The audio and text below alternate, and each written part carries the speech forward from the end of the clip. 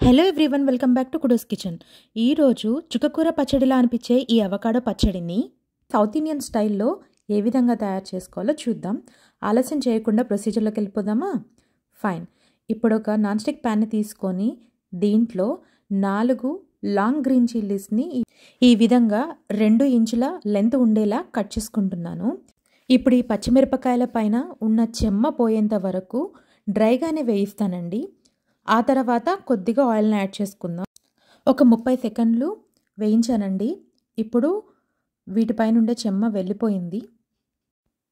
ఇప్పుడు 6 పెద్ద వెల్లుల్లి రెబ్బల్ని తీసుకొని దాన్ని సగంగా కట్ చేసి ఈ పచ్చిమిరపకాయలను వెల్లుల్లి రెబ్బల్ని ఒక 30 సెకండ్ల పాటు వేయిస్తున్నాను. ఇప్పుడు కొద్దిగా ఆయిల్ యాడ్ చేస్తున్నాను. ఆయిల్ వేసిన తర్వాత ఒక 30 సెకండ్లు వేయిస్తే ఈ విధంగా పచ్చిమిరపకాయల రంగు మారిపోయింది చూడండి. ఇప్పుడు ఇవి రెడీ అన్నమాట. వీటిని ఒక ప్లేట్లోకి తీసుకొని చల్లారనిద్దాము. ఇప్పుడు పచ్చడికి పోపును రెడీ చేసుకుందాం. దీనికోసం కొద్దిగా ఆయిల్ని తీసుకున్నాను. ఇందులో మన పోపు దినుసులన్నీ ఒకదాని తర్వాత ఒకటి వేసుకుంటూ వెళ్ళిపోదాము. ముందుగా పచ్చిపప్పు వేస్తున్నాను, తరువాత మినపగుండ్లు, తర్వాత ఆవాలు, జీలకర్ర వేస్తున్నాను. అవి కొంచెం చిటపటమన్నాక ఒక ఎండుమిరపకాయ అలాగే కొద్దిగా కరివేపాకు వేసి వేయిద్దాం.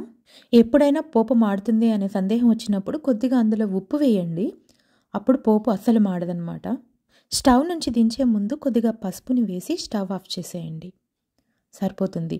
ఇందులో నేను ఇంగువని యాడ్ చేయట్లేదండి, ఎందుకంటే ఇది అవకాడో కాబట్టి ఇంగువ టేస్ట్ అంత బాగుండదు. ఇప్పుడు పోపు రెడీ అయిపోయింది.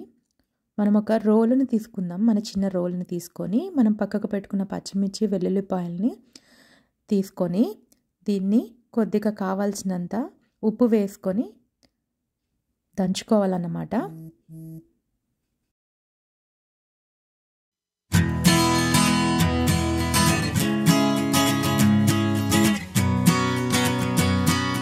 ఇప్పుడు ఒక మీడియం సైజ్ అవకాడోని పీల్ చేసి రెడీగా పెట్టుకున్నాను.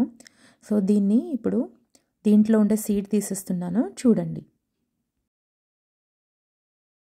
ఇప్పుడు సన్నగా తరిగిన ఉల్లిపాయ ముక్కలు 1 కప్పు వరకు ఉన్నాయి. ఇవి కూడా యాడ్ చేస్తున్నాను.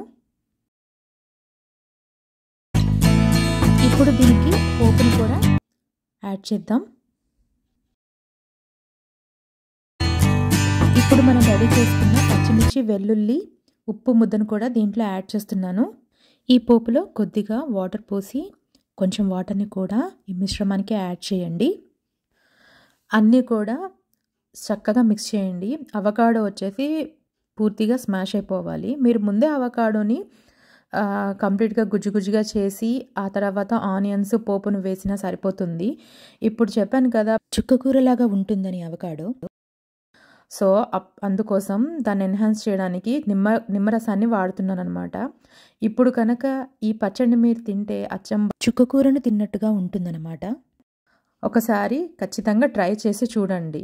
ఇది చాలా చాలా చాలా చాలా బాగుంటుంది. మనకి ఇక్కడ అవకాడోస్ బాగా దొరుకుతాయి కాబట్టి ఈ రెసిపీని మస్ట్ ట్రై రెసిపీ అని అయితే నేను చెప్తాను.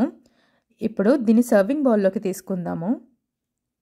సో ఇందులో ఉండే ఆనియన్స్ చక్కగా తగులుతూ ఇంకా మనం వేసిన నిమ్మకాయ పులుపు దీనికి పట్టేసి అవకాడోకి చాలా బాగుంటుంది. సో ఇలాంటి పచ్చళ్ళు ఎప్పుడు తయారు చేసుకున్నా ఒక 15 నిమిషాల తర్వాత అన్నంలోకి కానీ, దోశల్లో కానీ, లేకపోతే చపాతీలోకి సర్వ్ చేసిన ఇందులోకైనా సరే ఒక 15 నిమిషాల తర్వాత సర్వ్ చేయండి. ఈ లెమన్ ఫ్లేవర్ వచ్చేసి అప్పుడు అవకాడోకి చక్కగా పట్టేసి అప్పుడు టేస్ట్ ఇంకా చాలా బాగుంటుంది. ఇది వేడివేడి అన్నంలోకి అయితే భలేగా ఉంటుంది. ఖచ్చితంగా ట్రై చేసి మీకు ఏ విధంగా వచ్చిందో నాకు చెప్పండి. మీ సందేహాలని కామెంట్స్ రూపంలో నాకు తెలియజేయండి. బాయ్.